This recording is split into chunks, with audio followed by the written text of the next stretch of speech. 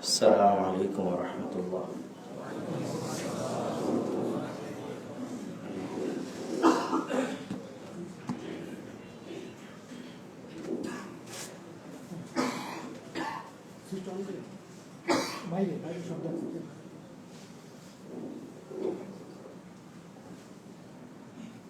ওকে, ঠিক আছে।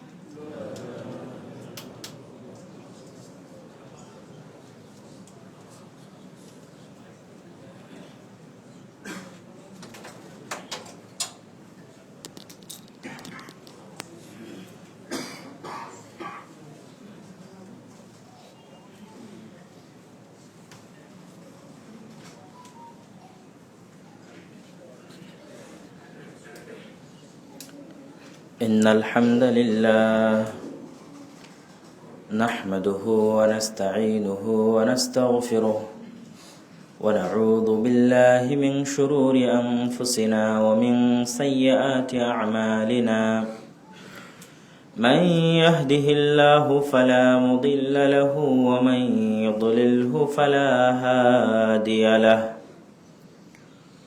وأشهد أن لا إله إلا الله وحده لا شريك له وأشهد أن محمدا عبده ورسوله أما بعد فأعوذ بالله من الشيطان الرجيم قل جاء الحق وزهق الباطل إن الباطل كان زهوقا যাবতীয় প্রশংসা হামদ ও সানা মহাপরাক্রমশালী আল্লাহ সুবহানাহু ওয়া তাআলার জন্য, সকলেই বলে আলহামদুলিল্লাহ।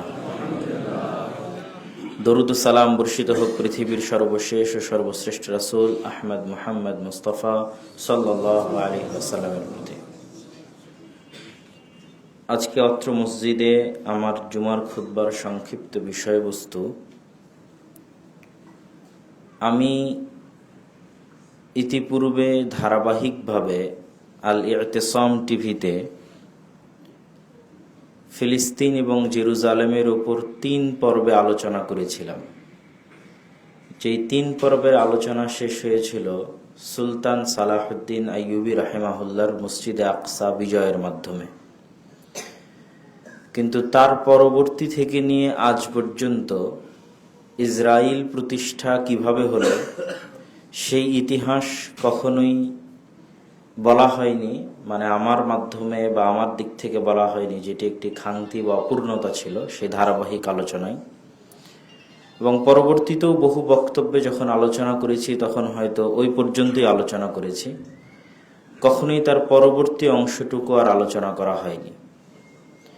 তো আজকে আমরা কিভাবে ফিলিস্তিনের বুকে ইসরায়েল প্রতিষ্ঠা হলো তার সংক্ষিপ্ত ইতিহাস, সুলতান সালাহুদ্দিন আইয়ুবী রাহিমাহুল্লাহ যে মসজিদে আকসা বিজয় করে গেলেন, সেই মসজিদে আকসা কিভাবে মুসলমানদের হাতছাড়া হলো দীর্ঘ 600-700 বছর পর, সেই ইতিহাস সংক্ষিপ্তভাবে তুলে ধরার পাশাপাশি বক্তব্যের শেষের দিকে যদি সময় থাকে, তাহলে যেহেতু আমাদের সামনে হজ মৌসুম আসতেছে এবং হাজিগণ যাচ্ছেন, হয়তো এখানেও অনেক হাজি থাকতে পারেন, তো সংক্ষিপ্ত পরিসরে সময় থাকলে আমরা একদম সংক্ষিপ্তভাবে হজের কিছু বিধানাবলী তুলে ধরার চেষ্টা করব ইনশাআল্লাহুল আজিজ। ওমা তৌফিক ইল্লা বিল্লাহিল আলিয়্যিল আযীম।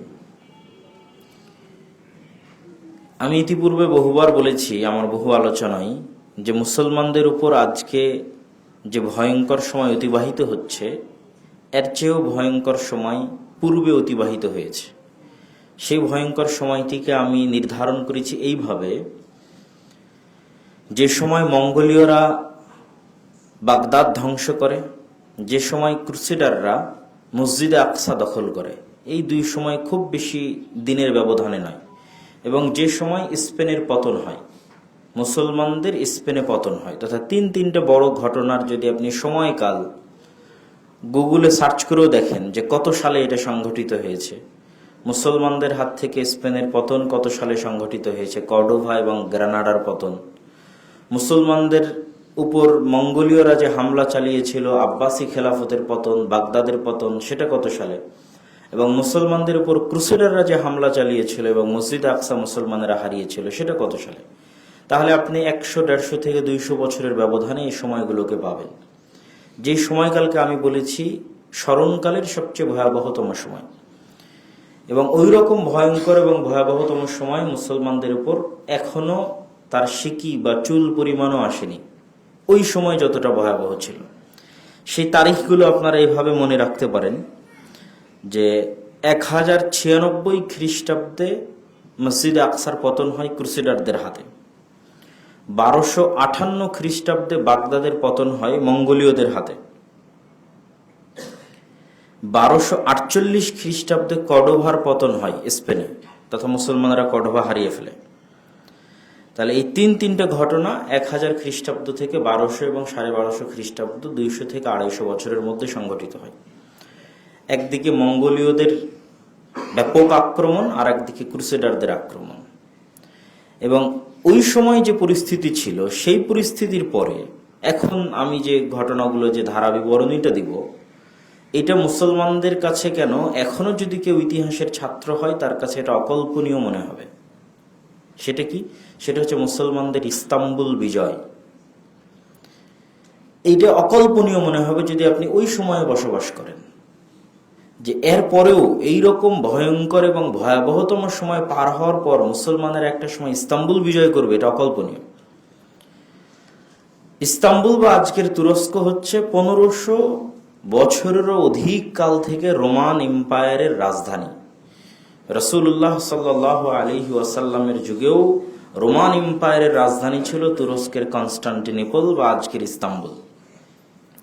এবং যেই মুহূর্তে মুসলমানেরা ক্রুসেডের যুদ্ধ লড়তেছে, ওই মুহূর্তেও ক্রুসেডারদের হেডকোয়ার্টার হচ্ছে তুরস্কের রাজধানী কনস্টান্টিনোপল। তাহলে এইরকম একটা ভয়ঙ্কর এবং ভয়াবহতম সময় পার করার পর মুসলমানেরা ইস্তাম্বুল বিজয় করবে, এটা অসম্ভব, এটা অকল্পনীয়।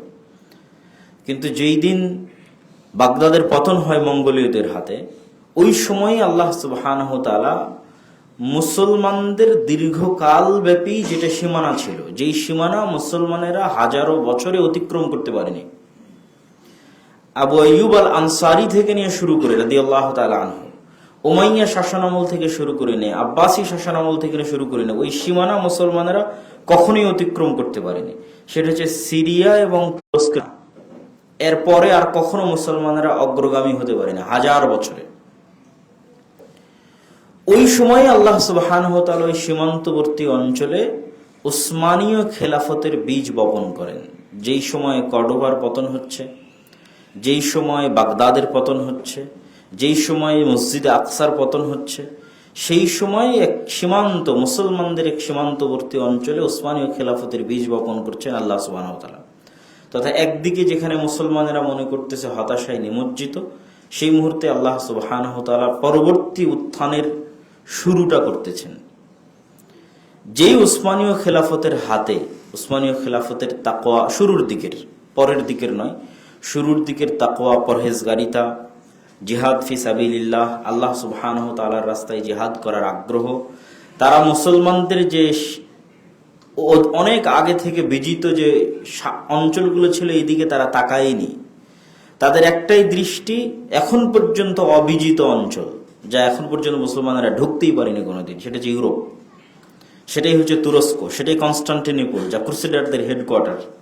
তখনও সেইটা টার্গেট নিয়েই তারা তাদের পুরো জীবন কাটিয়ে দিয়েছে এবং আল্লাহ সুবহানাহু ওয়া তাআলা তাদেরকে এই চেষ্টায় সফলতা দান করেছে। এবং উসমানীয় খেলাফত যখন তার স্বর্ণকাল অতিক্রম করছে, সুলতান সুলাইমান আল কানুনির সময়ে, তখন উসমানীয় খেলাফতের অধীনে যে রাষ্ট্রগুলো ছিল আজকের বিশ্বের, মুসলমানদের এই অঞ্চলগুলো বাদ দিচ্ছে, আজকের বিশ্বের যে রাষ্ট্রগুলো ছিল সেগুলো ছিল আজকের যে ইউক্রেনে যুদ্ধ হচ্ছে রাশিয়ার সাথে, এই Ukraine, Hungary, Serbia, Bulgaria, Romania, Macedonia, Greece, Armenia, Cyprus, Georgia, Kosovo, বিশাল ইউরোপের একটা বড় অংশ জুড়ে ছিল উসমানীয় খেলাফত।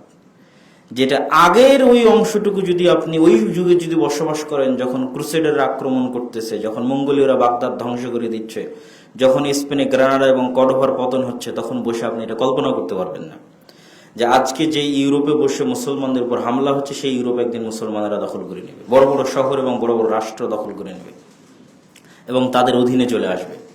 কিন্তু আল্লাহ সুবহানাহু ওয়া তাআলা সেটাই ঘটিয়েছেন। এবং ইস্তাম্বুল বিজয় হয় 1453 খ্রিস্টাব্দে। তাহলে বাগদাদের পতনের, জেরুজালেমের পতনের মাথায় মুসলমানেরা 200 বছরের মাথায় যেটা ক্রুসেডারদের হেডকোয়ার্টার ছিল, সেই তুরস্ক বিজয় করে নেয়, যেটা আজকেও এখনো মুসলমানদের অধীনে আছে। ইস্তাম্বুল বিজয় করে নেয়। এবং এই ইস্তাম্বুল বিজয়ের জন্য যার হাতে বিজয় হয় তাকে বলা হয় সুলতান মুহাম্মদ আল ফাতেহ। ফাতেহ মানে হচ্ছে বিজয়ী। মুহাম্মদ আল ফাতেহ, তার হাতে আল্লাহ সুবহানাহু ওয়া তাআলা বিজয় দান করেন। এবং তার দৃঢ় সংকল্প ছিল তার দৃঢ় সংকল্প এবং সাহসিকতা এবং দূরদর্শী চিন্তা ভাবনা এত বেশি ছিল যে তিনি মাটির উপর দিয়ে পর্যন্ত জাহাজ চালিয়ে দিয়েছেন, পানি জাহাজ মাটির উপর দিয়ে। বসফরাস প্রণালী থেকে 70-এর অধিক জাহাজ উঠিয়ে নিয়ে গোল্ডেন হর্নে নামিয়ে দিয়েছেন। প্রায় 3 থেকে 4 মাইলের মতো রাস্তা মাটির উপর দিয়ে জাহাজ চালিয়েছেন, কাঠ দিয়ে, কাঠের উপর তেল দিয়ে, সেই যুদ্ধে বিজয়ের সময়। এবং এটা একটি অবিস্মরণীয় এবং অকল্পনীয় ঘটনা ছিল মুসলমানদের হাতে ইস্তাম্বুলের বিজয়, যা কখনো মুসলমানেরা ভাবতে পারেনি যে এই পরিবেশের পরেও এরকম বিজয় আসতে পারে। তো কেন আমি এই সংক্ষিপ্ত আলোচনা এখানে তুলে ধরলাম? ওই যে সুলতান সালাহুদ্দিন আইয়ুবীর জেরুজালেম বিজয়ের পরে পুনরায় জেরুজালেম হারিয়ে ফেলা, এটার সাথে উসমানীয় সাম্রাজ্যের ব্যর্থতা জড়িত আছে, উসমানীয় খেলাফতের ব্যর্থতা জড়িত আছে। দীর্ঘকালব্যাপী উসমানীয় খেলাফত এই অঞ্চলটা শাসন করেছে। আরব বিশ্ব থেকে শুরু করে, ইউরোপ থেকে শুরু করে বিশাল অঞ্চল তাদের শাসনাধীন ছিল। আজকে 100 বছর পূর্বে, 70-80 বছর পূর্বে যখন ইসরায়েল প্রতিষ্ঠা হয়, তখন 1 নম্বর কারণ হিসেবে গণ্য হবে এই উসমানীয় খেলাফতের ব্যর্থতা, যেটার তারা রক্ষণাবেক্ষণ 600 বছর যাবৎ করে এসেছে, সেই রক্ষণাবেক্ষণ করতে তাদের ব্যর্থ হওয়া। এবং এই ব্যর্থতা কি কারণে ফুটে উঠবে? এই ব্যর্থতা ফুটে ওঠার সবচেয়ে বড় আলামত হচ্ছে তুর্কি জাতীয়তাবাদ, আর দ্বিতীয় কারণ হচ্ছে আরব জাতীয়তাবাদ। খেলাফত ব্যবস্থাকে ধ্বংসই করে দিয়েছে তুর্কি জাতীয়তাবাদ এবং আরব জাতীয়তাবাদ। কেউ যদি খেলাফত ব্যবস্থা ধ্বংসের জন্য শুধু আরবদের দোষ দেয়, তাহলে এটা ভুল হবে। খেলাফত ব্যবস্থা ধ্বংসের জন্য আরবরা যতটা না দায়ী, তার চেয়ে 1000 গুণ, 100 গুণে বেশি দায়ী তুর্কি জাতীয়তাবাদ। উসমানীয় খেলাফতের শেষ আমলে একদল আধুনিক তরুণ, যাদের অন্যতম একজনকে আপনারা অনেকেই চিনবেন, মোস্তফা কামাল পাশা, একদল আধুনিক তরুণ যারা তুর্কি জাতীয়তাবাদের এই থিওরিতে ফরাসি বিপ্লব কর্তৃক প্রভাবিত হয়ে, ফরাসি দার্শনিকদের দর্শনে প্রভাবিত হয়ে তুর্কি জাতীয়তাবাদের মতবাদে বিশ্বাস স্থাপন করে যে আমরা হচ্ছে তুর্ক এবং আমরা শ্রেষ্ঠ, ইসলাম বা মুসলমান হিসেবে কোনো কথা নয়, আরবি ভাষাকে নিষিদ্ধ করে তার জায়গায় তুরস্কের ভাষা চালু করা, সকল ক্ষেত্রে তুরস্ক বা তুর্ক ভাষার প্রাধান্য, এই যে জাতীয়তাবাদের বিষ বাষ্প, যখন তুরস্কে এই জাতীয়তাবাদের বিষ বাষ্প প্রবেশ করে, তখন তার বিপরীত প্রতিক্রিয়া হিসেবে স্বাভাবিকভাবেই আরবে আরব জাতীয়তাবাদের প্রবেশ করে। যতদিন আপনি ইসলাম এবং আল্লাহ সুবহানাহু ওয়া তাআলাকে সামনে রেখেছেন, ততদিন সবাই আপনাকে ভালোবেসেছে, সম্মান করেছে। যখন আপনি ইসলাম এবং আল্লাহ সুবহানাহু ওয়া তাআলার এই যে সকলকে এক রাখার যে মূলনীতি, এইটাকে সংকীর্ণ করে তুর্ক জাতীয়তাবাদকে প্রমোট করবেন বা তুর্ক জাতীয়তাবাদের অধীনে চলে যাবেন, তখন স্বাভাবিকভাবেই আরবরা আপনার বিদ্বেষী হবে এবং তারা বলবে আমি তোমার চেয়ে শ্রেষ্ঠ, তুমি কে? তখন আরব জাতীয়তাবাদের উত্থান হয়। একদিকে আরব জাতীয়তাবাদের উত্থান, আর একদিকে তুর্ক জাতীয়তাবাদের উত্থান। ঠিক এই সময় সংঘটিত হয় প্রথম বিশ্বযুদ্ধ 1914 সালে। এই প্রথম বিশ্বযুদ্ধে উসমানীয় খেলাফত যে অংশের সাথে যুক্ত হয়, সেই অংশই পরাজিত হয় প্রথম বিশ্বযুদ্ধে। আর ব্রিটেন আরব কান্ট্রিগুলোকে ওয়াদা দেয়, যেমন শরীফে মক্কাকে ওয়াদা দেয়, যেহেতু আগেই তুর্ক জাতীয়তাবাদ এবং আরব জাতীয়তাবাদের বিষ বাষ্প জ্বালিয়ে দেওয়া হয়েছে, সুতরাং কেউ আর কাউকে সহ্য করতে পারে না। তুর্করা আরবদেরকে সহ্য করতে পারে না, আরবরা তুর্কদেরকে সহ্য করতে পারে না। আরবরা মনে করে যে আমরা তাদের অধীনস্থ, আর তুর্করা মনে করে আমরা ওদের কৃষ্টি কালচার নিয়ে আছি, আরবদের কৃষ্টি কালচার নিয়ে আছি, আরবদের ভাষা নিয়ে আছে। আমাদের ভাষা কেন আরবি হবে? আমাদের রাষ্ট্র কেন আরবিতে চলবে? তুর্ক ভাষায় চলবে। তো আগে থেকেই যে বিষ বাষ্প জ্বালিয়ে দেওয়া ছিল, এই বিষ বাষ্পে ব্রিটেন ওয়াদা করে যে তোমরা যদি এই প্রথম বিশ্বযুদ্ধে আমাদের সঙ্গী হও, তাহলে তুর্কদের হাত থেকে মুক্ত করে তোমাদেরকে আরব দিয়ে দেব, পরিপূর্ণ আরব তোমাদেরকে দিয়ে দেওয়া হবে। এবং এই জায়গায় ব্রিটেন বিশ্বাসঘাতকতা করে আরব দেশগুলোর সাথে। যখন প্রথম বিশ্বযুদ্ধে উসমানীয় খেলাফতের পতন হয়, তখন ব্রিটেনের ওয়াদা অনুযায়ী পুরো আরব অঞ্চল মুসলমানদের দিয়ে দেওয়ার কথা, কিন্তু ব্রিটেন তার সঙ্গী সাথীদের সাথে গোটা আরব অঞ্চল ভাগ করে নেয়, সিরিয়া, জর্ডান, লেবানন ভাগ করে নেয়। ফিলিস্তিনও সেই ভাগে পড়ে। পরবর্তীতে ধীরে ধীরে অন্যান্য দেশগুলো স্বাধীনতা লাভ করেছে, যেমন আমরা ব্রিটেনের কাছ থেকে স্বাধীনতা লাভ করেছি ওই একই সমসাময়িক সময়ে। প্রথম বিশ্বযুদ্ধ থেকে দ্বিতীয় বিশ্বযুদ্ধের এই সময়টাই হচ্ছে ইসরায়েল প্রতিষ্ঠার মূল সময়। তো আমরা যেমন ব্রিটেনের কাছ থেকে স্বাধীনতা লাভ করেছি, এরকম আরো বহু আরব দেশ, সিরিয়া, মিশর, তারাও স্বাধীনতা লাভ করেছে ব্রিটেন অথবা ব্রিটেনের অন্যান্য সহযোগী ঔপনিবেশিক দেশের কাছ থেকে। কিন্তু ফিলিস্তিনের ভাগ্যে কি হয়েছে? যখন আরব মুসলমানেরা বুঝতে পারে যে ব্রিটেন তাদের সাথে বিশ্বাসঘাতকতা করেছে, তখন দ্বিতীয় বিশ্বযুদ্ধের সময়ে আরব মুসলমানেরা সেভাবে ব্রিটেনের সাথ দেয়নি। দ্বিতীয় বিশ্বযুদ্ধ 1938 সালে শুরু হয়। তখন আরব মুসলমানেরা ব্রিটেনের সেভাবে সঙ্গী বা সাথী হওয়ার চেষ্টা করেনি, কিন্তু তার বিপরীতে ইহুদিরা ব্যাপকভাবে ব্রিটেন এবং আমেরিকার সহযোগিতা করেছে, যুদ্ধে অংশগ্রহণ করেছে। ইহুদিদের সম্পূর্ণ আলাদা প্লাটুন ছিল দ্বিতীয় বিশ্বযুদ্ধে ব্রিটেনের পক্ষে লড়াই করার জন্য। এবং দ্বিতীয় বিশ্বযুদ্ধের সবচেয়ে যে ভয়ঙ্কর ঘটনার কারণে ইসরায়েলের তৈরি হয়, সেটি হচ্ছে হিটলারের ইহুদিদের প্রতি অত্যাচার। হিটলার কয়েক লক্ষ ইহুদিকে হত্যা করে জার্মানে, এবং জার্মান থেকে স্রোতের মতো ইহুদিরা শরণার্থী হিসেবে বিভিন্ন দেশে পাড়ি জমায়। তখন আমেরিকা এবং ব্রিটেনের মাথা ব্যথা হয়ে দাঁড়ায় যে এই ইহুদিদেরকে তারা কোথায় জায়গা দিবে। তারা এই বিষ বাষ্প তাদের গায়ে, তাদের শরীরে উঠাতে চায়নি। কেননা পৃথিবীর ইতিহাসে কখনোই, এই শতাব্দীর আগে পৃথিবীর ইতিহাসে কখনোই ইহুদি খ্রিস্টানে ঐক্য হয়নি, বরং ইহুদি মুসলমানে ঐক্য হয়েছে। কিভাবে? আপনি যদি ওসমানীয় খেলাফতের ইতিহাস ঘাটেন তো দেখবেন গোটা ইউরোপে ইহুদিরা অত্যাচারিত হয়ে ওসমানীয় খেলাফতে আশ্রয় নিয়েছে। আপনি যদি স্পেনের ইতিহাস ঘাটেন তাহলে দেখবেন ফ্রান্স, জার্মান ইত্যাদি জায়গায় অত্যাচারিত হয়ে স্পেনের খেলাফতে ইহুদিরা আশ্রয় নিয়েছে। তথা সবসময় ইহুদিদের উপর অত্যাচার করেছে খ্রিস্টানেরা। কেননা তাদের এটা বিশ্বাস যে তাদের নবীকে কে হত্যা করেছে? ইহুদিরা হত্যা করেছে। যদিও আমরা বিশ্বাস করি ঈসা আলাইহিস সালাতু ওয়াস সালাম নিহত হননি, জীবিত আছেন, কিন্তু যেহেতু খ্রিস্টানরা বিশ্বাস করে তাদের নবী নিহত এবং তাদের নবীর হত্যাকারী ইহুদি, সুতরাং তাদের মধ্যে কখনোই ঐক্য হতে পারে না। এটা ইম্পসিবল। এই ইম্পসিবল জিনিসটাই এই যুগে এসে সম্ভব হয়েছে। এবং এই দীর্ঘকাল ব্যাপী ইহুদিরা বিভিন্ন অঞ্চলে নির্যাতিত হয়ে মুসলমানদের কাছে আশ্রয় নিয়েছে এবং মুসলমানের আশ্রয় দিয়েছে। এটা আপনি ইতিহাসের পাতা খুললেই পাবেন যে মুসলমানের আশ্রয় দিয়েছে।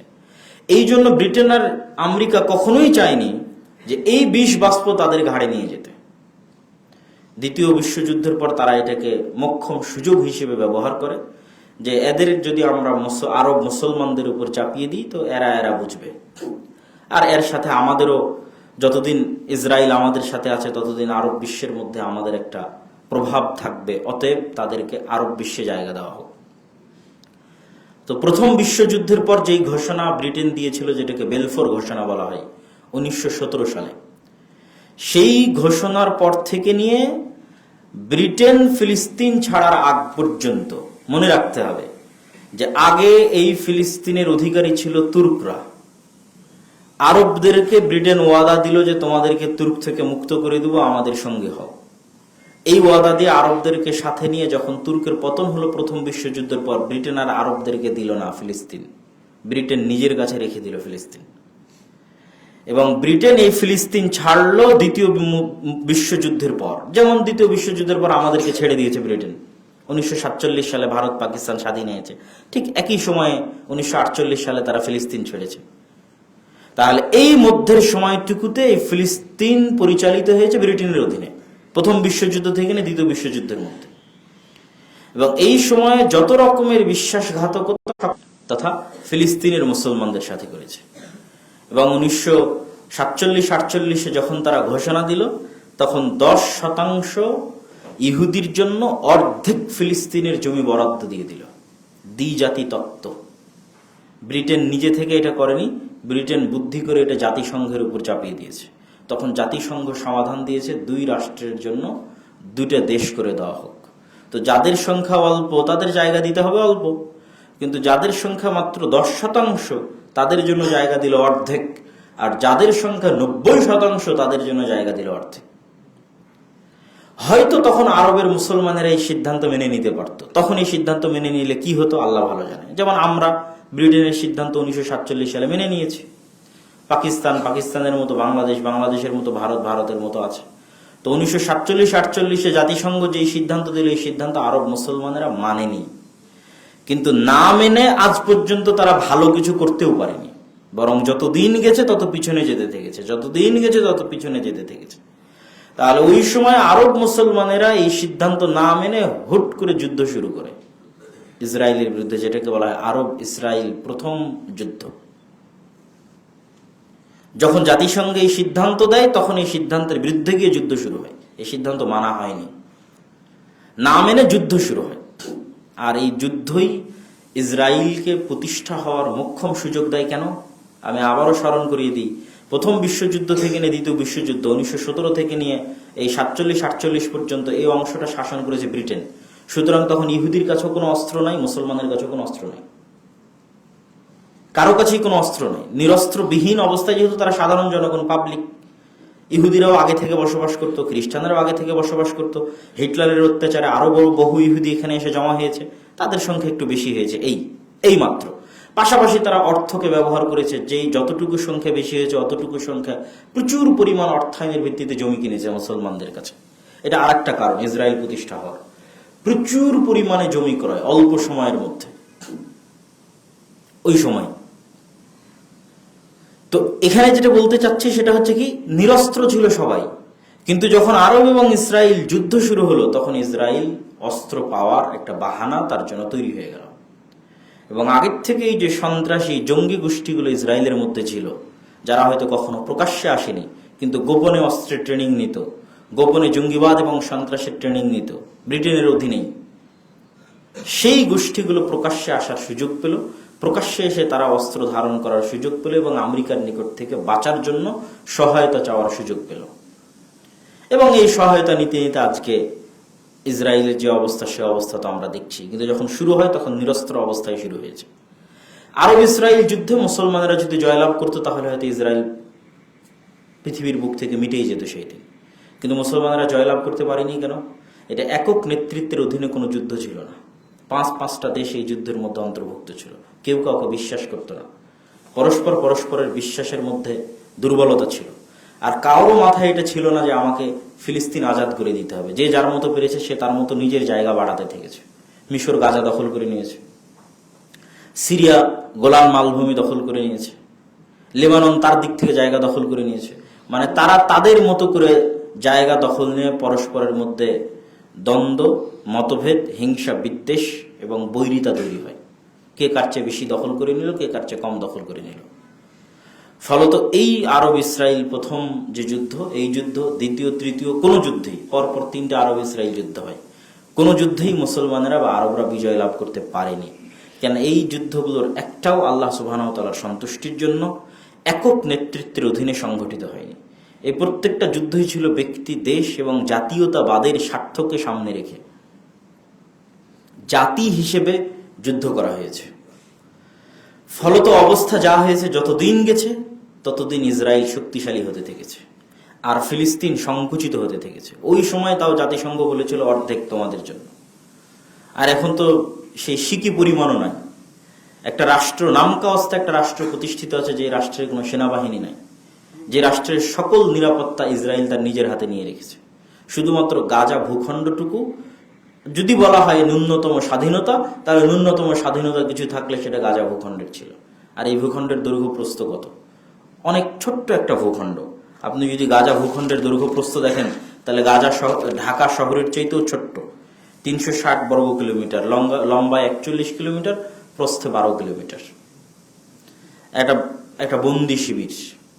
এবং এখন যে আক্রমণ ইসরায়েল গাজায় চালিয়েছে, এই আক্রমণ চালানোর শুরুতে তারা গাজার নর্থ সাইড থেকে, উত্তর সাইড থেকে আক্রমণ শুরু করে, যেগুলোতে ছিল বাইত হানুন, বাইত লাহিয়া, এগুলো জায়গার নাম।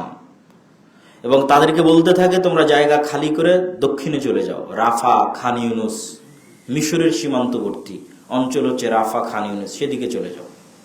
যখন এই দিকের আক্রমণ শেষ হয়েছে, এখন 20-22 লক্ষ মানুষ তাদের বাড়ি ঘর বিহীন অবস্থায় তাঁবু টেনে মিশরের সীমান্তে রাফা অঞ্চলে বসবাস করতেছে। এখন ইসরায়েল বলতেছে আমি রাফাতে হামলা চালাও, তোমরা এখন রাফা খালি করো। অথচ রাফা হচ্ছে শেষ সীমানা, যেখান থেকে মিশরের বর্ডার ক্রসিং শুরু হয়। তাহলে তাদেরকে আবার কোন দিকে ফিরে যেতে হবে? আবার এই 20-22 লক্ষ মানুষকে রিটার্ন ব্যাক করতে হবে যে দিক থেকে তারা এসেছিল, খান ইউনিসের দিকে, বাইত হানুন, বাইত লাহিয়ার দিকে। তো এই যে ভয়ঙ্কর অবস্থা, ইসরায়েল প্রতিষ্ঠার এই ভয়ঙ্কর অবস্থার আমরা 3টা সারমর্ম কারণ আপনাদের সামনে তুলে ধরতে চাই। 1 নম্বর সারমর্ম কারণ হচ্ছে উসমানী সালতানাত বা উসমানী খেলাফতের ব্যর্থতা, এবং এই ব্যর্থতার সবচেয়ে বড় কারণ 3 নম্বর ইসরায়েল প্রতিষ্ঠার সবচেয়ে বড় কারণ হচ্ছে ব্রিটিশদের ক্রমাগত বিশ্বাসঘাতকতা। শুরু থেকে নিয়ে শেষ পর্যন্ত ব্রিটিশদের ক্রমাগত বিশ্বাসঘাতকতা। আর 4 নম্বর কারণ হচ্ছে ইহুদিদের সন্ত্রাসবাদিতা, আমেরিকার সহযোগিতা এবং অর্থের ব্যবহার, প্রচুর পরিমাণে অর্থের ব্যবহার। অর্থ দিয়ে মানুষকে গোলাম বানানো যায়। এই পয়েন্টে আরেকটু কথা না বললে এটা অস্পষ্ট থেকে যাবে যে অর্থনৈতিক স্বাধীনতা ছাড়া কখনোই মুসলমান বা ব্যক্তি স্বাধীনতা বা রাষ্ট্রের স্বাধীনতা সম্ভব হচ্ছে সুদী সিস্টেম। একটা মানুষের ব্যক্তিগত অর্থনৈতিক স্বাধীনতা ধ্বংস করে সুদী সিস্টেম, একটা রাষ্ট্রের অর্থনৈতিক স্বাধীনতা ধ্বংস করে সুদী সিস্টেম। এগুলো সকল স্বাধীনতা ধ্বংসের একটা অন্যতম মাধ্যম হচ্ছে সুদী সিস্টেম। এমনকি ইতিহাস প্রমাণ করে যে ফেরাউন যে ইউসুফ আলাইহিস সালাতু ওয়াস সালামের পরবর্তী বংশধরকে গোলাম বানিয়েছিল, যেখানে ইউসুফ আলাইহিস সালাতু ওয়াস সালাম নিজে ছিলেন অর্থমন্ত্রী, এবং অর্থমন্ত্রী থাকায় তিনি কল্যাণকামিতা এবং ধন সম্পদের বরকতে রাষ্ট্র পরিপূর্ণ হয়ে গেছিল, গোলাম হয়। তো ইতিহাসে লেখা আছে, যেমন কারুনের বর্ণনা এসেছে যে ফেরাউনের যুগে একজন, এবং এই বানু ইসরায়েলকে গোলাম বানানো হয়েছিল কিভাবে, সেখানে একটা কারণ এসেছে, সেটা হচ্ছে সুদ। সুদের ভিত্তিতে লোন দিয়ে গোলাম বানানো, এবং এটা বিশাল বৃহত্তম অংশকে জাস্ট অন্য আর 10টা কারণের মধ্যে এটি একটি বড় কারণ ছিল যে সুদের ভিত্তিতে লোন দিয়ে তাদেরকে গোলাম বানিয়ে তাদের অর্থনৈতিক স্বাধীনতাকে হরণ করা হয়েছিল। এবং আজকের বিশ্বেও দ্বিতীয় বিশ্বযুদ্ধের পর থেকে নিয়ে আজ পর্যন্ত সমগ্র পৃথিবীতে যেই পরিমাণ সুদী সিস্টেম নিজাম প্রতিষ্ঠা করা হয়েছে এবং যেই পরিমাণ সুদী ব্যাপকতা প্রচলন ঘটানো হয়েছে, তা মুসলমান দেশগুলো এবং মুসলমানদের জন্য এক প্রকার পরাধীনতার একটি বড় মাধ্যম হিসেবে কাজ করেছে। যেমন ইসরায়েল প্রতিষ্ঠার ক্ষেত্রে করেছে, যেমন ফিলিস্তিন ধ্বংসের ক্ষেত্রে করেছে, তেমন আজও অব্যাহতভাবে এই কারণটি আমাদের জন্য অর্থনৈতিক গোলামি এবং অর্থনৈতিক দাসত্বের কারণ হিসেবে আমাদের কাছে থেকে যাচ্ছে এবং অব্যাহতভাবে আছে। সম্মানিত উপস্থিতি, তাহলে এই সংক্ষিপ্ত আলোচনা থেকে আমরা কি শিখতে পারি? এই সংক্ষিপ্ত আলোচনা থেকে এতটুকু শিক্ষা যে আবারও শুরুর কথায় ফিরে যাই, যে যেই মুহূর্তে বাগদাদের পতন হচ্ছে, জেরুজালেমের পতন হচ্ছে, কর্ডোবার পতন হচ্ছে, তখন কেউ ভাবেনি যে মুসলমানের একদিন ইস্তাম্বুল বিজয় করতে পারবে, কিন্তু তখন আল্লাহ সুবহানাহু ওয়া তাআলা সেই ব্যবস্থা তৈরি করে রেখেছিলেন। তো আজকে তার ওই মতো খারাপ পরিবেশ তৈরি হয়নি, কিন্তু তারপরও খারাপ পরিবেশ। তার মানে এখানে হতাশার কিছু নাই। আল্লাহ সুবহানাহু ওয়া তাআলা অবশ্যই হয়তো একদল মানুষ যাদের অন্তর কলুষিত হয়ে গেছে, হিংসা বিদ্বেষে পরিপূর্ণ হয়ে গেছে, সত্য মিথ্যের সংমিশ্রণ ঘটেছে, যেমন আমার ছোট ভাই আব্দুর রহিম যে ত্রাণ কার্যক্রম পরিচালনা করছে ফিলিস্তিনিদের মাঝে রাফা সীমান্তে, তারও একই বক্তব্য যে আব্দুল্লাহ ভাই, তুমি যে তোমার বক্তব্যে বলো যে আজকের মুসলমানেরা ধোকায়, মিথ্যাবাদিতাই বনী ইসরাইল হয়ে গেছে, তা আমি ত্রাণ কাজ পরিচালনা করতে এসে দেখছি যে এক মুসলমান আর এক মুসলমানের রক্ত বিক্রি করতে দ্বিধা করে না, রক্ত, সম্মান, ইজ্জত বিক্রি করতে দ্বিধা করে না। তো যাদের অন্তর এরকম কলুষিত হয়ে গেছে তাদের দিয়ে তো আর আল্লাহ সুবহানাহু ওয়া তাআলা বিজয় দিবেন না। বিজয় দেওয়ার জন্য সততা, ন্যায়পরায়ণতা, সাহসিকতা জরুরি। যার মধ্যে সততা নাই, ন্যায়পরায়ণতা নাই, তার হাতে আল্লাহ সুবহানাহু ওয়া তাআলা বিজয় দিবেন না। কিন্তু এরকম সৎ এবং ন্যায়পরায়ণ জাতি আল্লাহ অবশ্যই কোথাও তৈরি করছেন এবং অবশ্যই তৈরি হচ্ছে এবং হবে, যাদের হাত দিয়ে পুনরায় আল্লাহ সুবহানাহু ওয়া তাআলা মুসলমানদের এই বিপদ এবং এই জুলুম, এই অত্যাচার থেকে তাদেরকে রক্ষা করবেন, এতে সন্দেহের বিন্দুমাত্র অবকাশ নেই। আর আমাদের ভুলগুলো থেকে শিক্ষা কি? এই ভুলগুলো থেকে শিক্ষা নেওয়ার অন্যতম একটা শিক্ষার বিষয় হচ্ছে জাতীয়তাবাদ, যা খেলাফতকে ধ্বংস করেছে, যা আজও অব্যাহতভাবে মুসলমানদেরকে ধ্বংস করতে পারে এবং করে যাচ্ছে। আমি বাংলাদেশি, অমুক পাকিস্তানি, অমুক ইন্ডিয়ান, অমুক হচ্ছে কাতারি, অমুক সৌদি, এই যে জাতীয়তাবাদের নেশা, এটাকে আল্লামা ইকবাল বলেছেন এটা হচ্ছে নতুন প্রভু, বা নতুন শিরকের মূর্তি। তিনি বলেছেন আগের যুগে মূর্তি তৈরি হতো, মানুষ হাত দিয়ে মূর্তি তৈরি করে তার পূজা করত। এখন এমন একটা মূর্তি তৈরি হয়েছে যে মূর্তিকে দেখা যায় না, সেই মূর্তির নাম জাতীয়তাবাদ। আর এই মূর্তির পূজা করতেছে মুসলমানেরা। এটা একটা শিক্ষা, জাতীয়তাবাদ থেকে বের হয়ে আসতে হবে। মুসলমানদের ভ্রাতৃত্বের মাপকাঠি একমাত্র তাদের ঈমান, কালিমাতু লা ইলাহা ইল্লাল্লাহ, এই বিশ্বাস স্থাপন করতে হবে। দ্বিতীয়ত এখান থেকে আরেকটা জিনিস যেটা শিক্ষা নিতে হবে, সেটা হচ্ছে তারা হচ্ছে আউলিয়া ও বা'দহুম আউলিয়া ও বা'জ। ইহুদি খ্রিস্টানেরা হচ্ছে পরস্পরের মিত্র। তারা কখনোই আপনার প্রতি সন্তুষ্ট হবে না যতক্ষণ না আপনি আপনার দ্বীনকে তাদের জন্য বিসর্জন না দিচ্ছেন। অতএব ব্রিটেনের কথাকে বিশ্বাস করে আরবের মুসলমানেরা যে ভুল করেছে, কখনোই এই ধরনের যারা বিধর্মী আছে, যারা কন্টিনিউয়াসলি চেষ্টা করছে ইসলাম এবং মুসলমানকে দুনিয়ার বুক থেকে মিটিয়ে ফেলার জন্য, তাদের কথাকে বিশ্বাস করে তাদের প্ররোচনায় তাদের ফাঁদে পা না দেওয়া, এটা একটা চরম শিক্ষণীয় বিষয়। তৃতীয় শিক্ষণীয় বিষয় হচ্ছে আল্লাহ সুবহানাহু ওয়া তাআলা উসমানীয় খেলাফতের হাতে যে ইস্তাম্বুল বিজয় করেছিলেন, বাগদাদের পতনের পর, কর্ডোবার পতনের পর, জেরুজালেমের পতনের পর, তার সবচেয়ে বড় মূল কারণ ছিল তাদের একনিষ্ঠতা, তাদের সততা, তাদের ন্যায়পরায়ণতা। তাদের অন্তরগুলো কলুষতা মুক্ত ছিল, হিংসা বিদ্বেষ এবং নিজের ভাইয়ের রক্তে তার হাত রঞ্জিত ছিল না। আর আমাদের অবস্থা কি? আমাদের হাত এবং আমাদের জিহ্বা প্রতিনিয়ত আমাদের ভাইদের রক্তে রঞ্জিত হচ্ছে। আমার ভাই আমার জিহ্বা থেকে নিরাপদ নয়, তাহলে আমি কখনোই একজন সৎ ন্যায়পরায়ণ মুসলমান নই। অতএব সবার আগে আমার জিহ্বাকে কন্ট্রোল করতে হবে, আমার হাতকে কন্ট্রোল করতে হবে, যেন আমি ন্যায়পরায়ণ থাকতে পারি। তাহলে আল্লাহ সুবহানাহু ওয়া তাআলা বিজয় দিবেন এবং নেতৃত্ব দান করবেন। কখনোই সংকীর্ণ অন্তর দিয়ে নেতৃত্ব অর্জন করা যায় না। সম্মানিত উপস্থিতি, এই সংক্ষিপ্ত বক্তব্যের পরে আমরা হালকা এবং সংক্ষিপ্তভাবে হজের যে বিধানাবলী রয়েছে, যেহেতু সামনে আমাদের হজের মৌসুম এবং অনেক হাজি এখানে উপস্থিত থাকতে পারেন, হজের ফ্লাইট শুরু হয়েছে।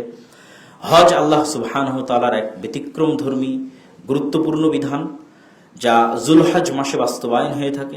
যেই জুলহজ মাসের প্রথম 10 দিন হচ্ছে পৃথিবীর শ্রেষ্ঠতম 10 দিন। যেই জুলহজ মাসের প্রথম 10 দিনে মুসা আলাইহিস সালাতু ওয়াস সালামের আল্লাহর দরবারে কাটানো 40 দিনের শেষ 10 দিন হচ্ছে জুলহজ মাসের প্রথম 10 দিন। এবং এই জুলহজ মাসের প্রথম 10 দিন রমাজানের দিনের চাইতেও শ্রেষ্ঠ। রমাজানের শেষ 10 রাত পৃথিবীর শ্রেষ্ঠ 10 রাত হতে পারে, তবে জুলহজ মাসের এই প্রথম 10 দিন রমাজানের চাইতেও শ্রেষ্ঠ 10 দিন। এই 10 দিনের মধ্যে হজ হয়, এই 10 দিনের মধ্যে আরাফা হয়, এই 10 দিনের মধ্যে প্রচুর পরিমাণে দান সাদকা এবং সুন্নাত নফল সিয়াম পালন করতে হয়। এই 10 দিনের মধ্যে আরেকটি বড় গুরুত্বপূর্ণ ইবাদত হচ্ছে আল্লাহ সুবহানাহু ওয়া তাআলার সন্তুষ্টির জন্য কুরবানি। আর এই হজের যত সার্বিক বিধানাবলী রয়েছে, সবগুলো বিধান হচ্ছে ইব্রাহিম আলাইহিস সালাতু ওয়াস সালামের স্মৃতির সাথে কানেক্টেড বা রিলেটেড, সম্পৃক্ত, যেটা হয়তো আজকের ইহুদি এবং আজকের খ্রিস্টানরা জানে না। তারা হয়তো মনে করে যে আমরা হয়তো যা করি সব হয়তো মুহাম্মদ সাল্লাল্লাহু আলাইহি ওয়াসাল্লামের দেওয়া, কিন্তু আমরা এবং আমাদের নবী মুহাম্মদ সাল্লাল্লাহু আলাইহি ওয়াসাল্লাম যে মিল্লাতে ইব্রাহিমের দাবিদার এবং ইব্রাহিম আলাইহিস সালাতু ওয়াস সালামের ডিসেন্ডেন্ট, বংশধর, এবং তারই দ্বীনের অনুসারী এবং তারই মতের অনুসারী, এটা অনেক ইহুদি এবং খ্রিস্টানের অগোচর, তাদের জানা নাই। তারা হয়তো মনে করে বাইতুল্লাহ কাবা মুহাম্মদ সাল্লাল্লাহু আলাইহি ওয়াসাল্লাম তৈরি করেছে, কিন্তু এটা যে ইব্রাহিম আলাইহিস সালাতু ওয়াস সালামের তৈরি করা, যে ইব্রাহিম আলাইহিস সালাতু ওয়াস সালামকে তারাও সম্মান করে। পয়েন্টটা হচ্ছে এইটা, যে তারাও নিজেদেরকে মিল্লাতে ইব্রাহিমের দাবিদার বলে তাদেরকে মনে করে থাকে এবং ইসহাক আলাইহিস সালাতু ওয়াস সালামের বংশধর হিসেবে গর্ববোধ করে থাকে। কিন্তু সেই জায়গায় ইসমাইল আলাইহিস সালাতু ওয়াস সালামের বংশধর হিসেবে মক্কায় তৈরি হয় ইব্রাহিম আলাইহিস সালাতু ওয়াস সালামের কাবা এবং পুরো হজ। যদি তারা কখনো জানতো যেগুলো ইব্রাহিম আলাইহিস সালাতু ওয়াস সালামের সুন্নাতের অনুসরণ, তাহলে তাদের আল্লাহ সুবহানাহু ওয়া তাআলা হেদায়েতের রাস্তা উন্মোচন করতেও পারতেন। তো হজের ক্ষেত্রে সবচেয়ে জরুরি হচ্ছে ইহরাম। হজ 3 প্রকারের হয়ে থাকে, তামাত্তু, ইফরাদ, কিরান। সহজ সংজ্ঞা বোঝার জন্য কি, তামাত্তু হচ্ছে, বা কিরান দিয়ে শুরু করি তাহলে বুঝতে সুবিধা হবে। কিরান হচ্ছে হজ এবং উমরা একসাথে করা, কোনো বিরতি ছাড়া একই সফরে একই সাথে একই ইহরামে সবার আগে উমরা করবে, তারপরে হজ করবে। এটাই হচ্ছে কিরান, মিলিয়ে দেওয়া, একত্রিত করা। আর তামাত্তু হচ্ছে এই যে হাজিরা এখন যাচ্ছে, তারা প্রথমে গিয়ে উমরা করবে, উমরা করার পর তারা হালাল হয়ে যাবে, মানে ইহরাম খুলে ফেলবে, মাথা নেড়ে করে চুল কেটে ফেলে দিয়ে ইহরাম খুলে ফেলবে, তারপর অপেক্ষা করতে থাকবে হজ শুরু হওয়ার জন্য। এই যে মধ্যের তারা বিরতি নিল, হালাল হয়ে গেল, একবার ইহরাম বেঁধে উমরা করলো, আবার বিরতি নিয়ে দ্বিতীয়বার ইহরাম বেঁধে হজ করবে, এটা কি এই হজ এবং উমরা বিরতি দিয়ে করা, এটাকে বলা হয় তামাত্তু। আর ইফরাদ কি? এক সফরে শুধু হজই করবে, উমরা একটাও করবে না, এটাকে বলা হয় ইফরাদ, শুধু হজ। তো হজ বলেন, উমরা বলেন, একত্রিত করা বলেন অথবা আলাদা করা বলেন, সংমিশ্রণ করা বলেন, সকলের ক্ষেত্রে মূল অংশ হচ্ছে ইহরাম। এবং ইহরাম বাঁধতে হয় মিকাত অতিক্রম করার সময়, এবং রাসূল সাল্লাল্লাহু আলাইহি ওয়াসাল্লাম প্রতিটা অঞ্চল এবং ওই অঞ্চলের উপর দিয়ে অতিক্রম করার জন্য মিকাতের জায়গা দিয়েছেন।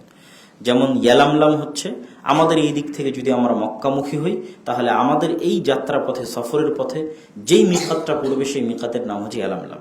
ওখান থেকে ইহরাম বাঁধতে হয় বা ওখান থেকে তালবিয়া পড়তে হয়। ঢাকা আন্তর্জাতিক বিমানবন্দর থেকে তালবিয়া পড়তে হয় না, কেননা তখনও হজের আহকাম শুরু হয়নি। আপনি পূর্ব প্রস্তুতি হিসেবে ইহরামের কাপড় পরিধান করে রাখতে পারেন, কিন্তু আপনার তালবিয়া পাঠ শুরু হবে লাব্বাইক আল্লাহুম্মা লাব্বাইক, এই তালবিয়া পাঠ শুরু হবে। এটা কিন্তু নিয়াত, একমাত্র ইবাদত যেখানে জোরে নিয়াত করা যায়, একমাত্র ইবাদত যেখানে জোরে নিয়াত করতে হয়, এটা নিয়াত। লাব্বাইক আল্লাহুম্মা লাব্বাইক এটাই নিয়াত, জোরে নিয়াত যেখানে করতে হয়, সেটাই হচ্ছে হজ এবং উমরা। ইহরাম বাঁধার মাধ্যমে দুনিয়ার বহু হালাল কাজ হারাম হয়ে যায়, এই জন্য এটাকে বলা হয় ইহরাম। বহু হালাল কাজ হারাম হয়ে যায়। বিয়ে করা হালাল কিন্তু ইহরাম অবস্থায় হারাম, চুল কাটা হালাল কিন্তু ইহরাম অবস্থায় হারাম, নখ কাটা হালাল কিন্তু ইহরাম অবস্থায় হারাম, পাখি শিকার করা, পশু প্রাণী জবাই করা হালাল কিন্তু ইহরাম অবস্থায় হারাম, স্ত্রী সহবাস করা হালাল কিন্তু ইহরাম অবস্থায় হারাম। এই জন্য এটার নাম ইহরাম, মানে হারাম করে দেওয়া। বহু হারাম কাজ, বহু হালাল কাজকে নিজের উপর হারাম করে দেওয়া, এটাই হচ্ছে ইহরাম। ইহরাম বাঁধার পর হজের যে নিয়মগুলো রয়েছে, সেই নিয়মগুলোর মধ্যে হজের কার্যক্রম সর্বপ্রথম শুরু হয় ৮ জিলহজ থেকে। ৮ জিলহজ্জে যারা ওখানে অবস্থান করছে অথবা যারা অতিক্রম করে যাচ্ছে, তারা ইহরামের নিয়াত পড়ে এবং তালবিয়া পাঠের মাধ্যমে তাদের হজের কার্যক্রম শুরু করবে। এবং সর্বপ্রথম তারা যাবে মিনাতে।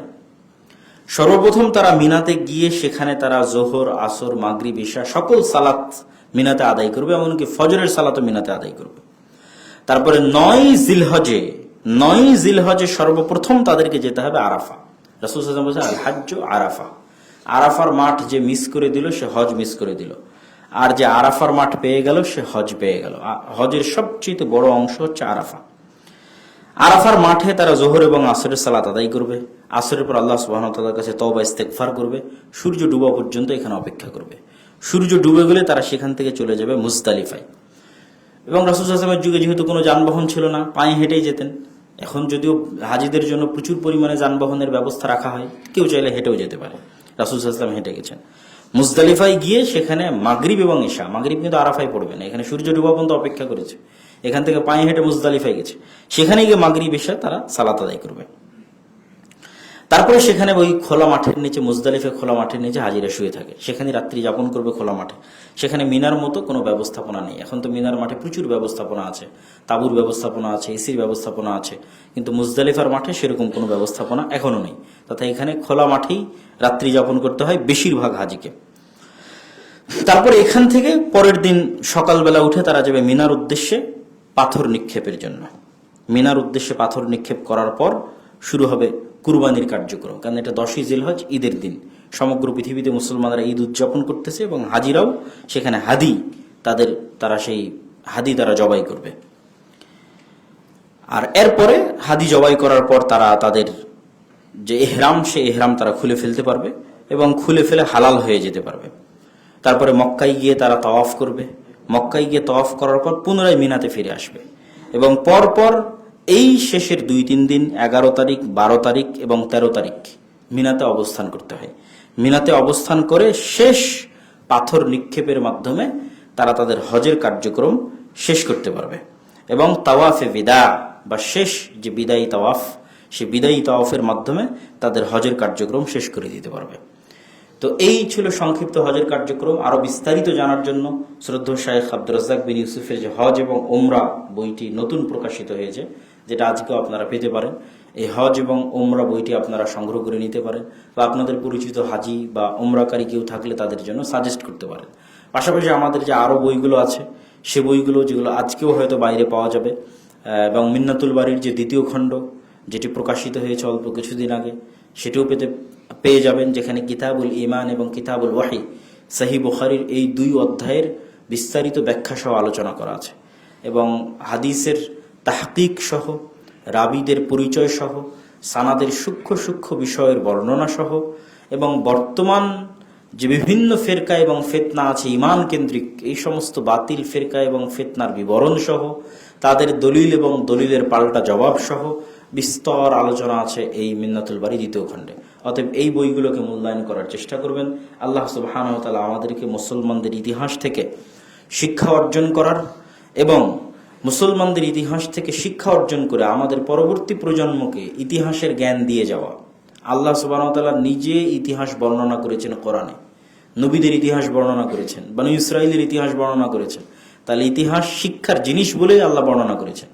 অতএব ইতিহাস আমাদের জানতে হবে, শিখতে হবে এবং আমাদের পরবর্তী প্রজন্মকে জানাতে হবে এবং শিখাতে হবে এবং তাদের অন্তরে এই বাসনা দিতে হবে যে মসজিদে আকসা তাদের, ফিলিস্তিন তাদের এবং এটা উদ্ধার করার দায়িত্ব তাদের। কবে কিভাবে আল্লাহ সুবহানাহু ওয়া তাআলা কার মাধ্যমে করবেন আল্লাহ সুবহানাহু ওয়া তাআলা ভালো জানেন, কিন্তু আমাদের দায়িত্ব হচ্ছে এই শিক্ষাটা ছড়িয়ে দেওয়া।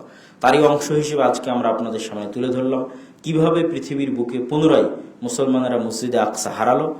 যদিও এখনো পরিপূর্ণরূপে হারায়নি, পুরো মসজিদে আকসার কম্পাউন্ডে যাবতীয় শান্তি নিরাপত্তা রক্ষার দায়িত্ব ইসরায়েলি সেনাবাহিনীর, কিন্তু মুসলমানরা তাদের মসজিদে সালাত আদায় এখনো করতে পারছে। এখনো মসজিদে আকসাকে ধ্বংস করে দেওয়া হয়নি। মসজিদে আকসার যেটা পশ্চিম দেওয়াল আছে, ওয়েস্ট ওয়াল আছে, সেই পশ্চিম দেওয়ালে গিয়ে ইহুদিরা কান্নাকাটি করে দোয়া করে এবং তাদের কন্টিনিউয়াস চেষ্টা এবং স্বপ্ন হচ্ছে এটাকে ধ্বংস করে দিয়ে এখানে থার্ড টেম্পল সুলাইমান আলাইহিস সালাতু ওয়াস সালাম যে এটাই সেই মসজিদ আকসা সুলাইমান আলাইহিস সালাম বানিয়েছিলেন, কিন্তু তারা সেটাকে ভিন্নভাবে একটা রূপ দেওয়ার চেষ্টা, যে সুলাইমান আলাইহিস সালাতু ওয়াস সালাম হয়তো জাদুর মাধ্যমে পৃথিবী শাসন করতেন, নাউজুবিল্লাহ। ওমা কাফারা সুলাইমান ওয়ালাকিন্না শায়াতিনা কাফারু, আল্লাহ বলেছেন সুলাইমান কুফরি করেনি, সুলাইমান জাদুর মাধ্যমে পৃথিবী শাসন করতো না, সুলাইমান আল্লাহর দেওয়া মুজিজার মাধ্যমে পৃথিবী শাসন করতো, আল্লাহর দেওয়া ক্ষমতার মধ্যে পৃথিবী শাসন করতো। কিন্তু তারা মনে করে সুলাইমান আলাইহিস সালাম হয়তো জাদুর মাধ্যমে পৃথিবী শাসন, এটা শয়তান তাদের মনে করিয়েছে এবং সেই জাদুবিদ্যার বইগুলো হয়তো এই মসজিদে আকসার নিচেই কোথাও সুলাইমান আলাইহিস সালাম লুকিয়ে রেখেছে। এবং আরেকটা বিষয় ছিল সেটা হচ্ছে তাবুত, সেটাও মনে করে তারা এই মসজিদে আকসার মধ্যে কোথাও আছে। তাবুত হচ্ছে মুসা আলাইহিস সালাতু ওয়াস সালামের লাঠি এবং মুসা আলাইহিস সালাতু ওয়াস সালামের পাথর, যেটি বহুদিন যাবৎ বানু ইসরাইলদের সাথে ছিল এবং তারা সেটা বহন করে নিয়ে কোনো যুদ্ধে গেলে সেই যুদ্ধে তাদের বিজয় হয়ে যেত আল্লাহ সুবহানাহু ওয়া তাআলার পক্ষ থেকে বরকতান। তো সেই লাঠি এবং সেই পাথরও তারা মনে করে এই মসজিদে আকসার নিচে আছে। আর সুলাইমান আলাইহিস সালাতু ওয়াস সালামের সেই জাদুর বিভিন্ন বিদ্যা বই পুস্তক সেটাও হয়তো মসজিদে আকসার নিচে আছে। এটাকে ভাঙতে হবে, ভাঙলে সেগুলো উদ্ধার হলে পুনরায় তারা এখান থেকে সমগ্র পৃথিবী শাসন করতে পারবে। সাল্লাল্লাহু আলাইহি ওয়াসাল্লাম সেই থার্ড টেম্পল বানিয়ে সমগ্র পৃথিবী শাসন করতে পারবে। এটা তাদের স্বপ্ন এবং তারা এটা বাস্তবায়নের পথে কতটা কঠোর হতে পারে তা এই সংক্ষিপ্ত ইতিহাস প্রমাণ করছে। আজকের গাজার রাফায় যেখানে সমগ্র বিশ্ব তীব্র নিন্দা করছে সাধারণ জনগণ, এমনকি হয়তো বড় বড় পরাক্রমশালী রাষ্ট্র হয়তো নিন্দা করছে যে রাফায় আক্রমণ না করা হোক, এবং লক্ষ লক্ষ খ্রিস্টান শিক্ষার্থী আমেরিকার রাস্তায়, ফ্রান্সের রাস্তায়, সমগ্র ইউরোপের রাস্তায় খ্রিস্টান শিক্ষার্থীরাই এই গণহত্যার প্রতিবাদ জানাচ্ছে। তারপরে ইসরায়েল কতটা বৃদ্ধাঙ্গুলি দেখিয়ে এখনো তাদের হামলা অব্যাহত রেখেছে, তাহলে তারা যদি পরিকল্পনা করে থাকে যে তারা মসজিদ আকসা ধ্বংস করবে এবং সেখানে থার্ড টেম্পল বানাবে, তো সেই চিন্তায়, সেই বিশ্বাসে তারা অটুট এবং অটল থাকবে, এতে সন্দেহের বিন্দুমাত্র অবকাশ নেই। এবং ধ্বংস হয়ে গেলেও আশ্চর্য হওয়ার কিছু থাকবে না। আল্লাহ সুবহানাহু ওয়া তাআলা কিভাবে উদ্ধার করবেন সেটি আল্লাহ সুবহানাহু ওয়া তাআলা ভালো জানেন। তবে এই ইতিহাসগুলো, এই শিক্ষাগুলো আমাদের সন্তানদের দিয়ে যেতে হবে। আল্লাহ যেন এই ইতিহাস থেকে আমাদেরকে শিক্ষা লাভ করার তৌফিক দান করেন। আল্লাহুম্মা আমিন। আলহামদুলিল্লাহ ওয়াহদা ওয়াসসালাতু ওয়াসসালামু আলা মান লা নাবিয়্যা বা'দা। ইয়া আইয়ুহাল্লাযীনা আমানু সাল্লু আলাইহি ওয়া সাল্লিমু তাসলিমা। আল্লাহুম্মা সাল্লি আলা মুহাম্মাদ ওয়া আলা আলি মুহাম্মাদ কামা সাল্লাইতা আলা ইব্রাহিম وعلى آل إبراهيم إنك حميد مجيد. اللهم بارك على محمد وعلى آل محمد كما باركت على إبراهيم وعلى آل إبراهيم إنك حميد مجيد. ربنا ظلمنا أنفسنا وإن لم تغفر لنا وترحمنا لنكونن من الخاسرين. ربنا ظلمنا أنفسنا وإن لم تغفر لنا وترحمنا لنكونن من الخاسرين. ربنا ظلمنا أنفسنا وإن لم تغفر لنا وترحمنا لنكونن من الخاسرين. ربنا آتنا في الدنيا حسنة وفي الآخرة حسنة وقنا عذاب النار. ربنا آتنا في الدنيا حسنة وفي الآخرة حسنة وقنا عذاب النار ربنا آتنا في الدنيا حسنة وفي الآخرة حسنة وقنا عذاب النار اللهم انصر المسلمين المظلومين المؤمنين في فلسطين اللهم انصر المؤمنين المظلومين المجاهدين في فلسطين اللهم انصر المظلومين المؤمنين المسلمين المجاهدين في فلسطين اللهم اخذل اليهود والنصارى والكفرة والمشركين اللهم اخذل اليهود والنصارى والكفرة والمشركين اللهم اخذل اليهود والنصارى والكفرة والمشركين اللهم احفظ بلادنا وبلاد سائر المسلمين اللهم احفظ بلادنا من كيد الكائدين ومكر الماكرين اللهم احفظ بلادنا من كيد الكائدين ومكر الماكرين اللهم اشف مرضانا ومرضى جميع المسلمين اللهم اشف مرضانا ومرضى جميع المسلمين اللهم اشف مرضانا ومرضى جميع المسلمين سبحان ربك رب العزة عما يصفون وسلام على المرسلين والحمد لله رب العالمين.